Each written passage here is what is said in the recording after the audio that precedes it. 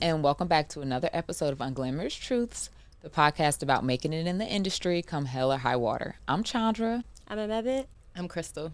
And today we're going to do something very, very different and very, very fun. We're going to do a little mini episode, and we're going to actually be answering questions submitted by you all. So we have our magic green fishbowl because green is the color of money. Green is the color of the future. And we're going to dig in here. Okay. Sorry, my nails are a fucking mess. Had on press-ons that did not end well. Okay, so first question. Oh, best book you've read regarding being a creative. Okay, I'll go. So, I've said this before on the show, but The Artist's Way. Oh, yeah. It's my fave. It's my creative Bible. Still haven't finished it. It's very long, but I've gotten 2/3 through, and I would like to revisit it. But for those who don't know, it's just full of exercises. So if you're feeling blocked, if you're feeling stuck or whatever, you can always go to it and just like pick something up from it and like to get back into flow as a writer. Or artist. But I'm going to have to say the autobiography of Paul Mooney. Obviously, it's a biography, so it's not necessarily about being an artist, but he is an artist, and he gives a lot of insight into what it was like being a comedian, especially in, like, the Richard Pryor era, and it's laugh out loud funny. Like, I had to put the book down and laugh so many times and, like, really get the laugh out because it was hysterical, and I don't think a book has ever made me laugh like that. Probably Dick Gregory's autobiography, kind of similar energy, just his life and, you know, what he went through and the way he chooses to write things and his perspective. Yeah. I just found it really inspiring. I have to read that. I've never read it. It's super fun. It's called Nigger. Oh. I'm pretty sure. Well, rated R. okay. It's not on anyone's display. No, in my parents' home it is, but just like there. in Barnes and Noble, Oh, it's no. probably like, now you got to go search for that. Probably one. on that school blocked list. Oh, I'm sure. yeah. I'm sure. What's one thing about the work that still surprises you? What is that? Something that's still, I'm like, many things. Every day, I'm like, Yeah. oh. I know mine. Oh. It is 2023 and niggas is still sleeping on me. Oh. Okay. That is very fucking surprising to Come me. on. Come on. That's really where I'm in we're a at mood. with it, though. I'm That's in a where mood. we're at with But it. Hot. surprised, Yeah. befuddled, Period. bewildered. Hey. Talk your shit. Carry on. Get it off. Amen. It's off. Amen. I'm lighter. Just like you have to actively go and get new work, like getting a job. Like it's not like you just once you get a job, all the opportunities start coming your way. Mm-hmm. It's like you still have to continue to pitch yourself and show why. Yeah. Especially because you think once you get the work, then you have the work. Mm-hmm. So it's like, okay, This you is already it. can see, right? Like You you know just what I Track do. record. right, You know who I am. right. Oh, okay, Oh. okay. I would say my brain went to the writing process. I would say that like you can write every day and you can write consistently and things can not be working, and then the work surprises me. Like I'll be like, oh, in one day, like a random outside reference, kind of like whether that's music or another type of stimuli entirely can like make something click, and I'm like, oh, it's boom, boom, boom, boom, boom. Here we go. Mm-hmm. So that surprises me, and it's different every time. So it's not like, oh, this is school, this is an outline. Right. It's literally like there is room for inspiration, outside inspiration. Okay. You never know what's gonna pop. Mm-hmm. Might be a little sexy red. Oh, I've been listening to a lot of that lately. oh, okay, little red, I love you. Town. Okay. Ooh, yikes. Okay, one has to go, sitcom edition. Living Single, Moesha, the Parkers are half and half. Now, I have a strong opinion about this. I have been watching the Parkers for the last 2 months. I am finally on season 5, which is the last season. I feel like the Parkers is severely underrated.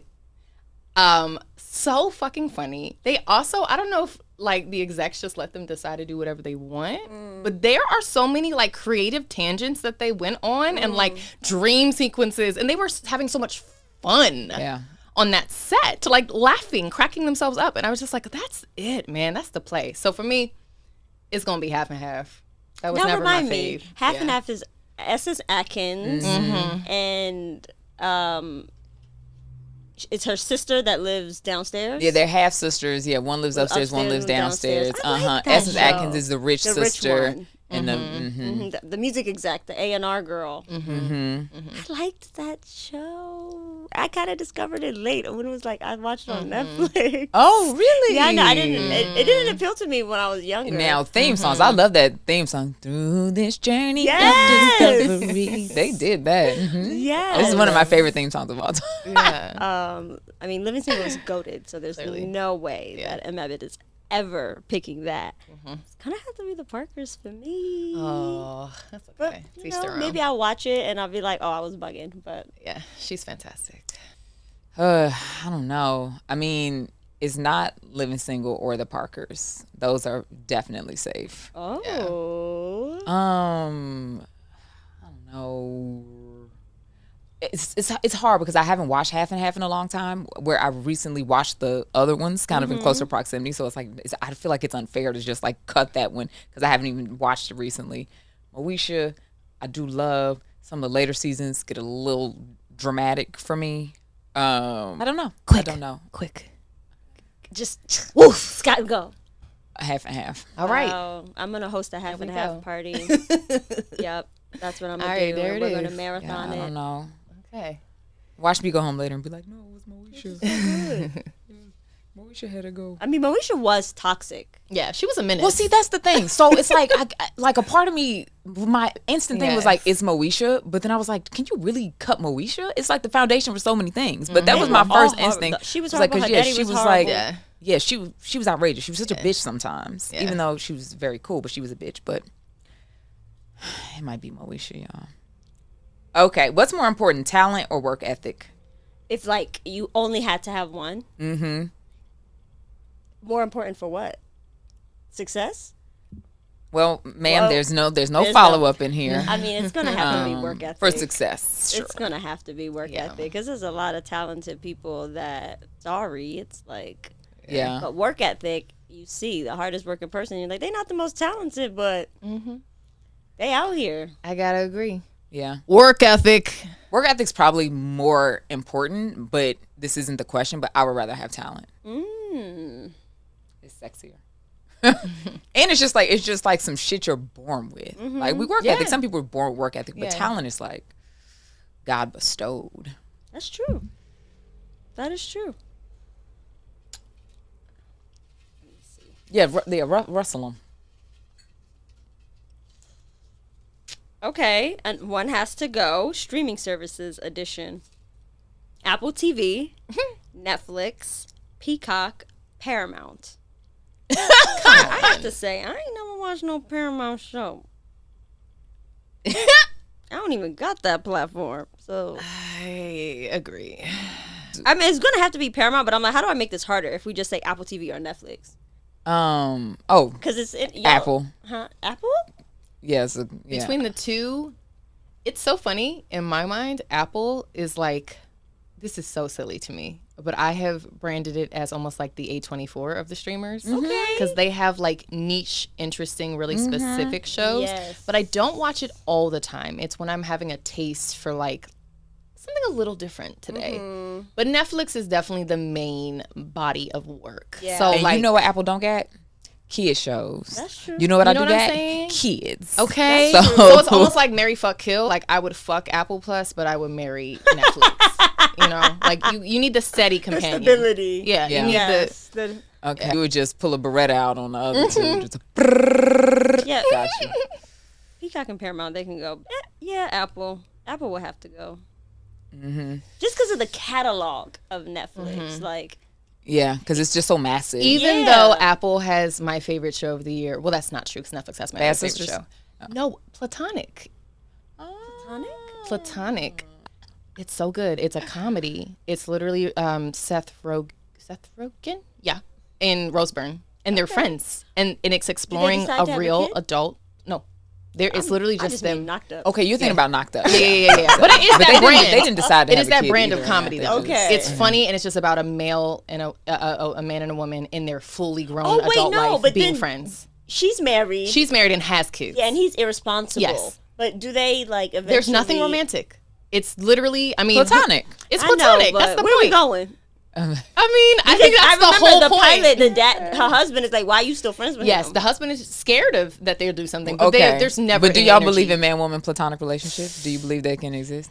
If they, I guess okay, but also if they're both like Heterosexual. heterosexual, yeah. I Okay. think they can at a distance. I think if that's your main person, like proximity wise, you hanging out with them every single day, and that's your absolute bestie, things could get messy. Like, Or maybe they have gotten messy in the past, and now you're not crossing that bridge ever again. okay, I like this story. This is good, Muppet. This is good. All I right. believe in those. I believe in Yeah, those. I think yeah, you could. I think something can happen once, and you could like We're like, let's be put like, that together. Yeah. Please why stop. did we do that? If anything, that's like the Ugh. best case scenario because it's Yeah. like been there, done that, not doing it Not again. it. Yeah, I don't know if your partner would be responsive to that. If your partner, oh, you fuck, dude. Right. But And maybe your partner doesn't have to know. It's like that was yesterday. You're today. so Whatever makes you sleep better. get how you live. This one's sweet. What is the foundation for your creative trust in each other? That's a sweet one. For me, it's probably just the friendship,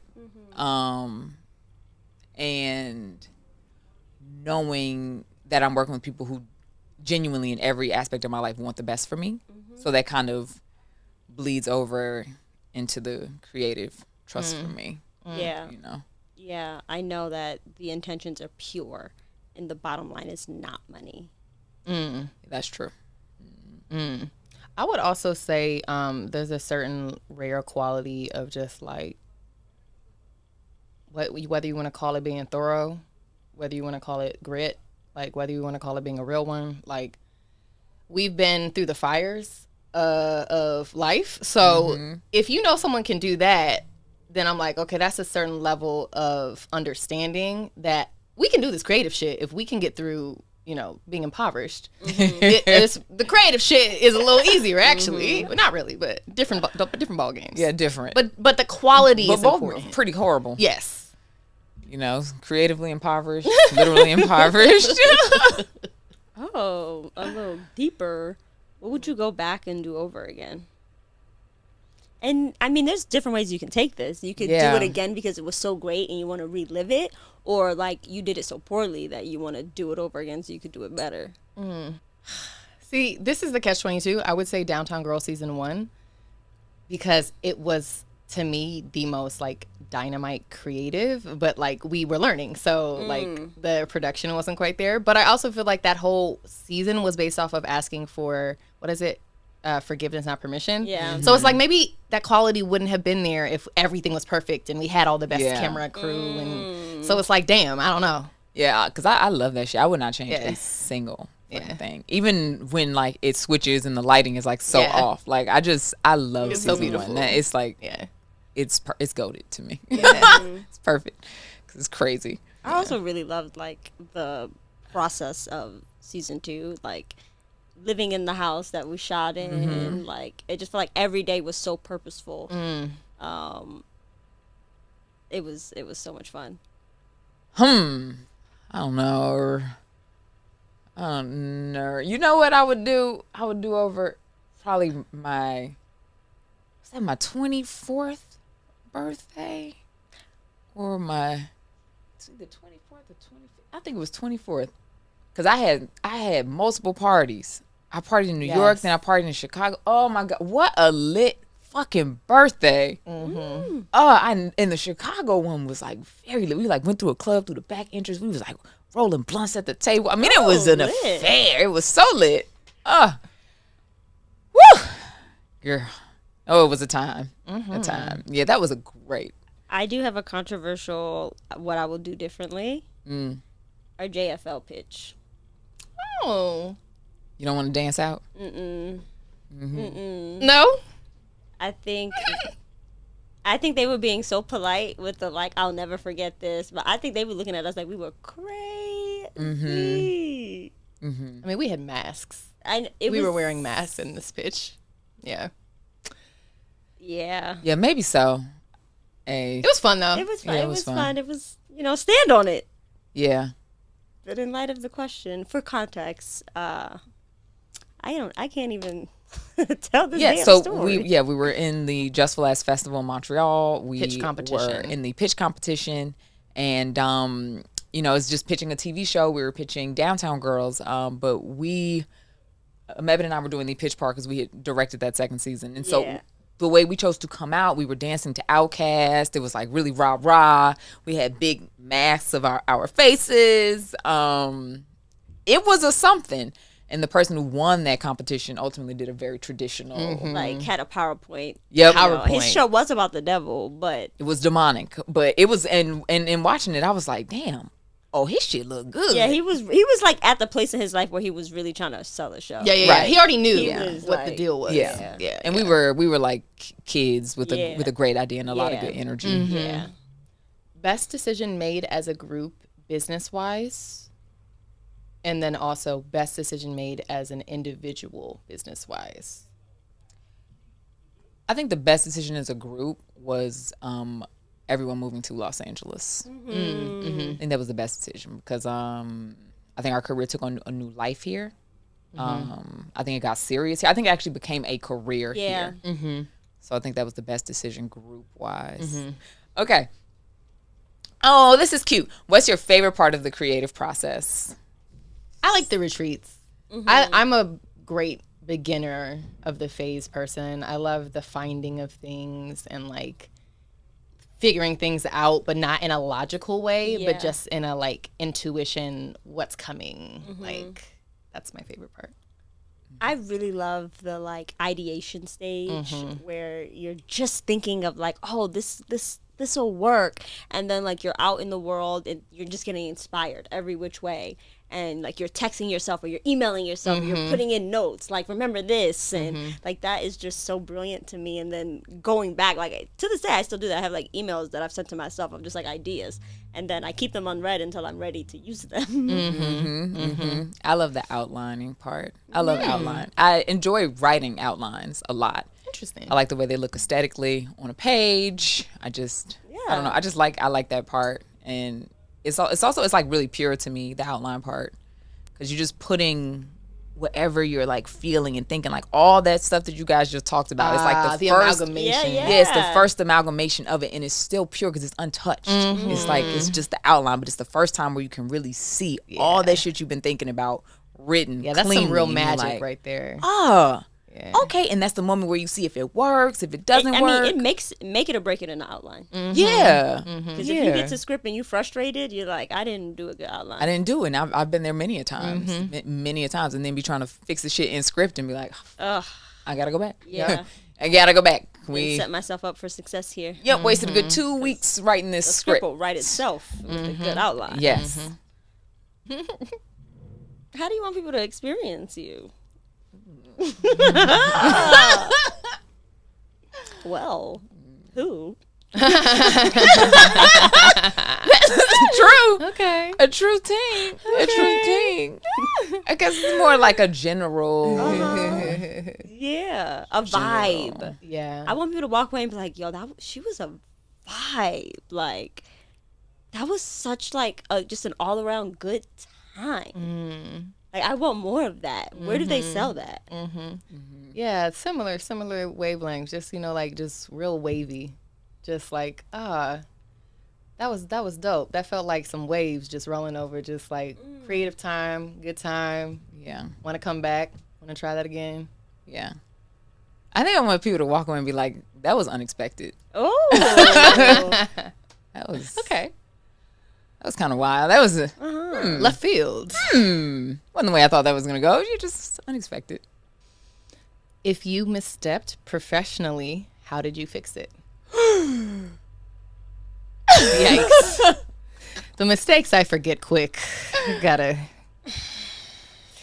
So many.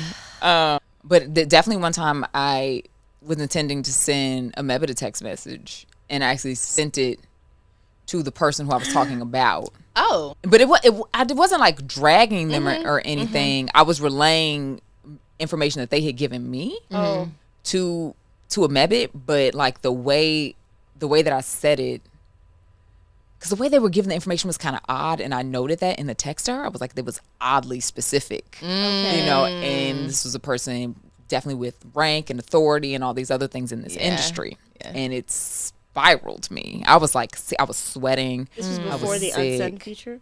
Yes, well before unsend. Damn.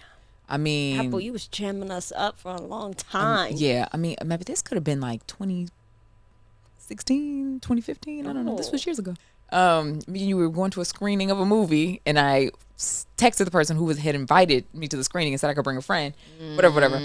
And so I was just like panicking, and then like I asked Bashir what to do because I did not know what to do. And he's like just send a text, just be, oh my God, can't believe that. Oh, what? Send it to the wrong person. Like, I need to sleep, you know, whatever.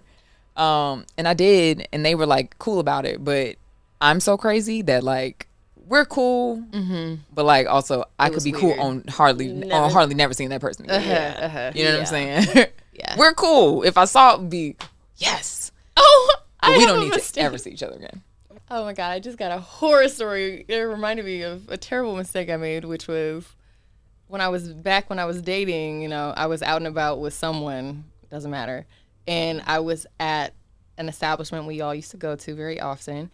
I saw someone that we had a general with maybe like a week or two before. But I was ashamed of who I was like with. Oh. So I saw her come in. And I was like, oh my God, I don't want to like say hello right now. Like, I don't want to, this is weird. Like, I feel like a black sheep in a corner of this establishment. I don't want you to see me right now. Of course, the server seats this party right next to us. And I'm like, oh my God. I really don't want to like kiki right now. Like, I really don't want to say hello. It's really dark. You know, it's 1 a.m. It's like, I'm going to pretend I don't see you. So like the whole night we are next to each other in the tables. And like, I'm just kind of like, my back is to the person. And I'm like, I'm going to pretend like I just never saw you.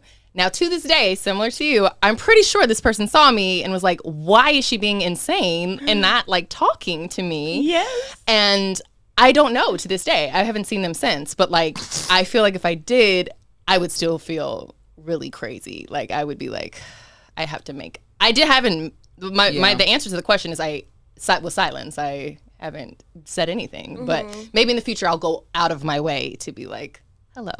Yeah.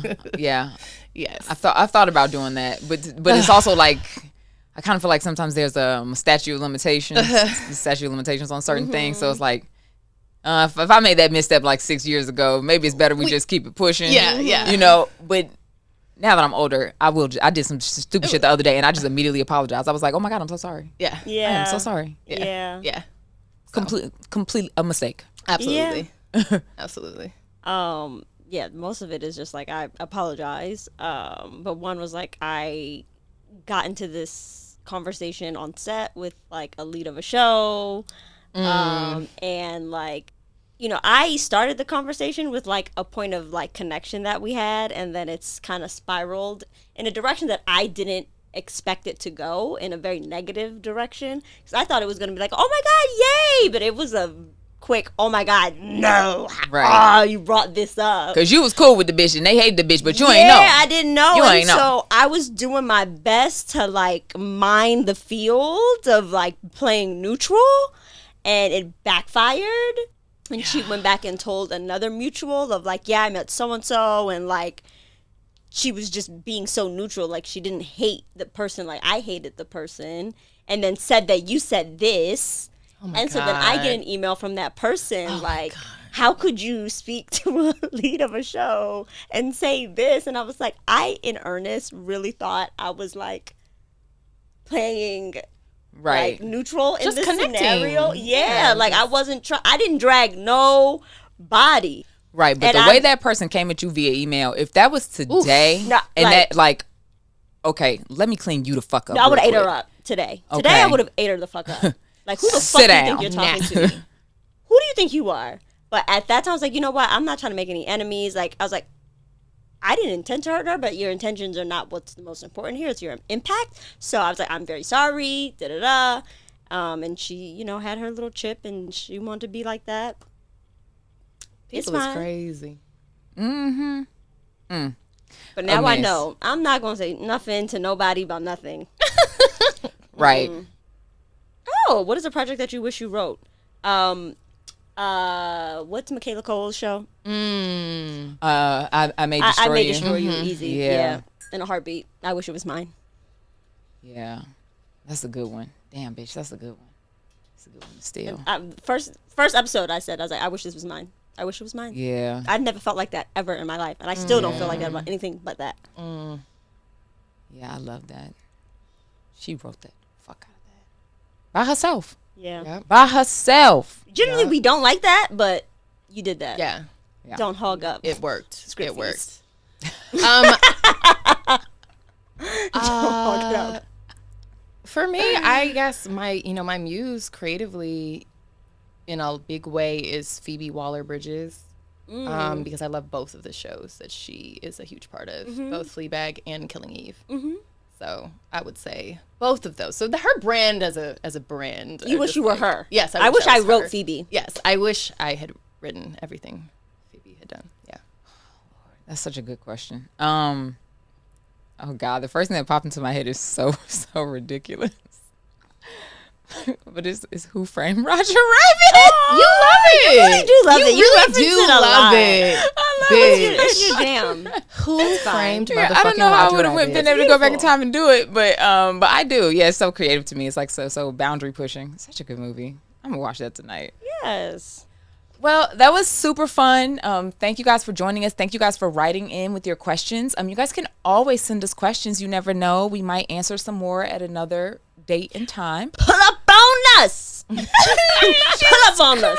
Okay, let's get out. I love it. I'm Chandra. You can find me at Chani. I'm Amebe. You can find me at Amebe Bayane. I'm Crystal. You can find me at _Chris. And you can find us at Unglamorous Truths. And you can listen to our podcast wherever you find yours.